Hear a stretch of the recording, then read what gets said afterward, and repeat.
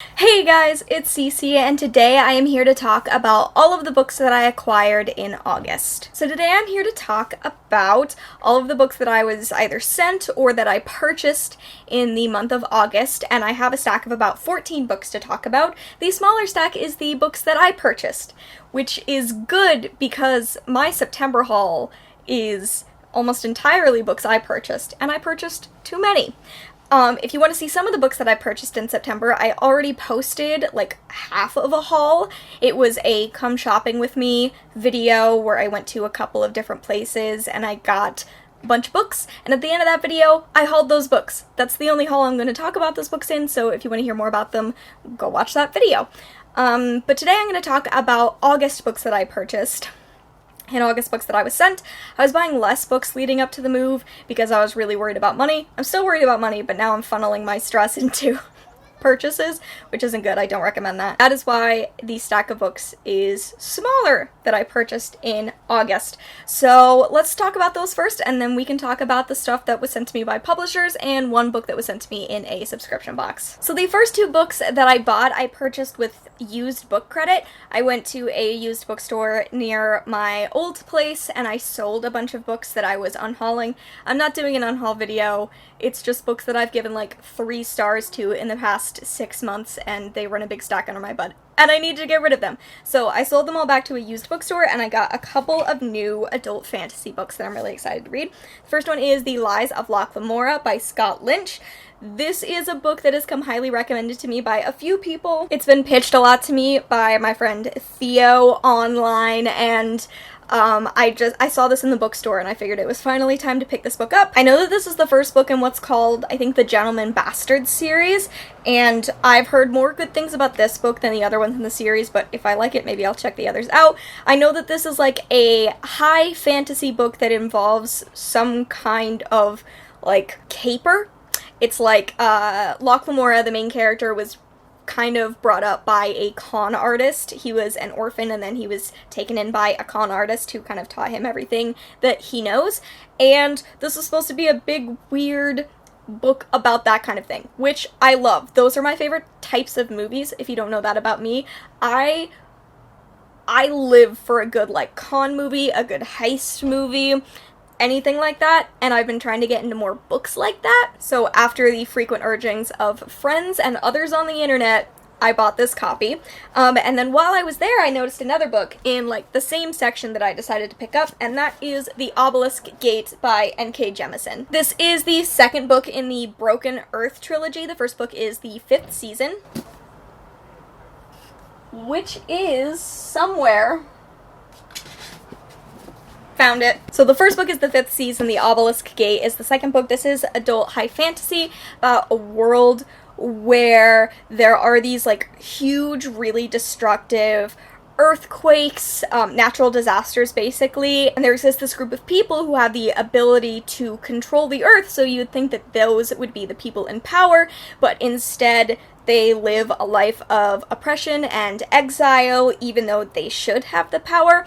It's really, really interesting. I absolutely loved the 5th season, and what I want to do is reread the 5th season, start into the Obelisk Gate, and then get the third book in the series, which is The Stone Sky, and I can just binge the entire trilogy, because this is a really complex series. But this one had a huge twist ending, and I don't remember enough about it, so I want to reread it before I can read this. And this is a series made up pretty much all of people of color, and N.K. Jemisin is like a celebrated author. I actually have another one of her books to talk about next, so that's pretty exciting, but I grabbed the Obelisk Gate. Hopefully before the end of the year I can binge this entire trilogy. Then the other stack of books I have 4 books that I bought at Barnes & Noble during, like, it wasn't the huge, like, 50% off sale that Barnes & Noble was doing, but they were doing, like, a summer sale where a ton of stuff was 20% off, so I grabbed a bunch of books that were 20% off, as a way to fill the hole that was being made by my moving anxiety. I bought these, like, a few days before I packed up all my books. So the first one I grabbed is another N.K. Jemisin book. This one is How Long Till Black Future Month, which is a collection of short stories. According to the back, this is a collection of short fiction of destruction, rebirth, and redemption. N.K. Jemisin is just an author who writes, like, award-winning, celebrated, speculative fiction, fantasy and sci-fi. So I am saving this one to read in February of next year. Basically, every February, I have been challenging myself to read exclusively books by Black authors. I did that this February. It was really fantastic, and I am super anticipating reading this in February of 2020. Because even though I've only read one book by N.K. Jemisin, it was absolutely incredible, and I really want to try to track down the rest of her books. Some of the other stuff I got at Barnes & Noble. I got Ash by Malinda Lo. This is a book I've already read. It is the 10th anniversary edition of Ash. This is a retelling of Cinderella with a female-female romance, has a lesbian main character. It is like one of the earliest pieces of queer YA, and definitely one of the earliest YA fantasy books that is queer. This is like a really good eerie book. It reads a lot like a folktale that you would hear told around a campfire, and I really, really loved it, but I read this originally from the library, so I wanted to grab my own copy. It's a book I definitely recommend, and I'm planning on rereading in the future. I also got Pan's Labyrinth, The Labyrinth of the Faun by Guillermo del Toro and Cornelia Funke. Also, this has art by someone whose name isn't on the cover, which I thought was unfortunate. Illustrations by Alan Williams. Right there. I've actually since read this book. You will hear more about it in my September wrap-up, but if you've seen Pan's Labyrinth, the movie by Guillermo del Toro, this is sort of a reimagining of that story, a retelling of that story through Cornelia Funke's eyes. I picked up this book because I absolutely love Del Toro. He creates incredible movies and stories, and Cornelia Funke basically introduced me to my love of fantasy. So, picked up this book. Honestly, didn't love it as much as I was anticipating, but I'm so glad I read it. And I wanted to show you what this book looks like under the cover, because it already has that gorgeous cover, but it also has this on one side and then Ophelia on the other. This is a mystical story about a young girl named Ophelia who is traveling with her mother to go stay with the man that her mother is marrying. It's set in the 1940s in Spain, and it is about a conflict in Spain that is following Ophelia's new stepfather, who she thinks is very evil, and she's right. And it's also following a fantastical storyline where Ophelia discovers that she is possibly a lost princess of an underground world. It's really sad, it's really heartbreaking. So yeah, I picked this up. And the last book that I bought myself was Her Royal Highness by Rachel Hawkins, which I am absolutely so excited to finally own so that I can read. Her Royal Highness is a companion novel to, I think it was originally called Royals, but it got renamed to Prince Charming. But this is a female-female romance. It's about a girl who goes to a boarding school in Scotland, and she meets her roommate, I think? Yeah, and she absolutely hates her roommate, but her roommate's also literally a princess. This has gotten all of the hype. It's like an enemies to lovers female-female romance. Everyone has been saying that if you want a female-female book that's kind of like Red, White, and Royal Blue, to check out this, so I bought it. I'm very, very eager to read it. And the rest of the books I'm going to talk about in this video were all sent to me by publishers or by a subscription box. And I'll talk about the subscription box book first. This was sent to me in a recent Owl Crate box, I believe the August Owl Crate. The book is House of Salt and Sorrows by Erin A. Craig. I'd seen this around the internet, and then I was really excited when it came in Owl Crate because it means I get the chance to read it. This seems like kind of a creepy YA book, and it also seems like it's connected to the 12 Dancing Princesses story. It's about Anna Lee. She has 11 sisters, so there were 12 of them total, but now 4 of them are dead. And so Anna Lee, the main character, is sort of being haunted, she thinks, but she's also trying to understand the mysterious deaths of her sisters. There's also a ball where they keep sneaking off to dance all night, and I think it sounds really interesting and creepy and perfect for this time of year. I also have a second copy of Not Your Backup by C.B. Lee. I've moved a lot in the past couple of years, so sometimes messages get mixed up, books get sent to the wrong addresses, so I have this book and one other one that were sent to, like, my old address, because apparently I forgot to send out an email about moving. Luckily, my friend Rosie still lives next door, so she collects packages for me. But, Not Your Backup is the third book in the, Sidekick Squad series, which is a series about superpowered queer teens of color fighting back against a corrupt government. It's one of my favorite series in the world. I haven't read this third book yet, but it is about a character named Emma who's exploring where she sits on both the asexual and aromantic spectrums. I talk a little bit more about it in a video I did ages ago. I got to interview C.B. Lee when she came to FanX, which is a comic convention in Salt Lake. If you want to go watch that interview, go check it out. It was released like 6 months before this book was. But because I now have 2 copies of this book, I might be doing some kind of giveaway. Not sure yet. I do have 2 copies. I'm excited to read this regardless. The other book that turned up at my old address was Kingsbane. This is by Claire Legrand, and it's the second book in the Faeryborn, like, duology. I think it's called the... Oh, sorry. It's literally on the cover. It's not a duology. It's a trilogy. It's the Imperium trilogy. And this is book 2. Faeryborn was book 1. This is a book I haven't gotten to yet. I started Faeryborn like last year. I got a chapter in and that was kind of it. But Faeryborn is a YA fantasy told in 2 perspectives, like a century apart, where 2 girls are clearly queens of legend, but one is supposed to be the queen of light, the other the queen of darkness, and you don't know who's who. I'm interested in reading the series as a whole, so this turned up. Maybe once the 3rd one comes out, I'll like binge the entire trilogy, if I really like Faeryborn. But that's Kingsbane. I think that this has a really pretty spine underneath the cover with its shiny gold spine. Shiny red spine.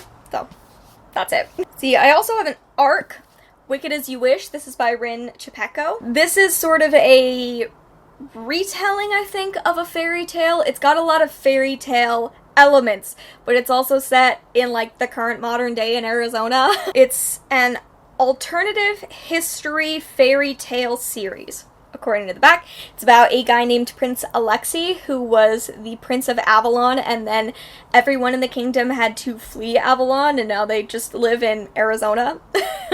I really wanted to read books by Chupeco in general. I kind of knew about this book, but it got sent to me from Sourcebooks, and now I'm really eager to read it. This is being released in March of 2020, so you have a little bit of a wait before this book comes out. But Chupeco has been really celebrated in YA fantasy, even though her books haven't been quite as well known, and I'm really excited for her to like continue to gain more ground, because I think all of her fantasy books sound incredible. Okay, I have 2 more arcs and then 2 more hardcovers. So the next arc that I have is Fireborne. This is by Rosaria Munda. This was sent to me by Penguin Teen. I asked if they could send it along because I was trying to track it down at Book Expo and it didn't happen, but I wanted the chance to read it. The original thing that caught my eye about this book on Goodreads is that it has like an incomprehensible original pitch. It's gotten a little bit more comprehensible with time, but the original like 1-sentence pitch of this book on Goodreads was Aegon Targaryen meets Hermione Granger plus dragons, which I thought was interesting considering both of those series have dragons already, but it's fine. So a slightly more descriptive version of this book is that it's about 2 characters, Annie and Lee, who have been raised in this kingdom where originally only the aristocracy were allowed to ride dragons, but then there was a revolution, and now anyone from any background can ride dragons. And Annie and Lee are both from super different backgrounds. Annie is from a low-born family. Lee was born from an aristocratic family. But Annie's family was murdered by dragonfire, and Lee's family was murdered by, like, members of the revolution, so they were raised in the same orphanage together, and now they are sort of up-and-coming people in the new regime, and then the old rulers of this world are coming back to try to make things back into the way they were. That's what this book is about. I recognize that might be a little bit confusing. YA fantasy books are so hard for me to describe until I've read them, but I am eager to read this book. It's being released October of 2019, so keep an eye out for it. I'm always down for any book involving dragons. I also have The Stars and the Blackness Between Them by Junauda Petrus. This is a YA contemporary book I talked about in my most anticipated queer releases for the second half of 2019. If you want to hear more about it, go watch that video. I talk about this and a ton of other queer YA and middle grade books. But this is about two lesbians of color, one from Trinidad, one from Minneapolis. Audra, the character from Trinidad, finds out that she is going to live with her father in America, and that's when she meets Mabel in Minneapolis. Audra was sent to live with her father after her mother caught her and her girlfriend together, so it's kind of a sending her away because she was caught with her girlfriend situation, and then Mabel is dealing with some kind of mystery illness that she's going to have to rely more and more on Audra for as she figures out what it is and what it means for her life. This sounds absolutely gorgeous. I think that its cover is beautiful. Like, I love seeing queer women of color on the cover of books. And this book is being released in September of 2019. I don't remember the exact date, but it's possible it's already out. As of seeing this, it's almost certain that it's already out as of seeing this. I have two more books. These are both hardcovers. The first is Shatter the Sky by Rebecca Kim Wells. This was also in my anticipated queer releases of the second half of the year, as is the last book. This is about a girl who just wants to settle down with her girlfriend and live in happiness, and then her girlfriend is kidnapped. So this main character, Marin, decides to steal a dragon to go and save her girlfriend. It sounds perfect. I've been excited about this book since the Publishers Weekly announcement. My review has been, like, gaining likes since that announcement went up because I, like, day one was like, this is about sapphics and dragons. It's made for me. I still feel that way, and I can't wait to read it. And the last book I have, I am so excited that Penguin Teen sent this along to me. It's All the Bad Apple. It's by Moira Fowley-Doyle. I am hoping to read this very soon, possibly in October, but maybe I'll try to fit it in sooner, because I absolutely love Moira Fowley-Doyle. Her book, Spellbook of the Lost and Found, was one of my favorites in 2017, so I've been really excited to read this newest book by her. This book is about Dina, and on the day of her 17th birthday, and the day that she comes out to her family as a lesbian, her younger sister is seen jumping from a cliff, and everyone is not super surprised because it seems like the women from this family are sort of always haunted by a past, and then Dina starts receiving letters from her presumably dead sister, which say that the women in her family don't just have this string of bad luck, they're actually haunted by sort of a centuries-long curse.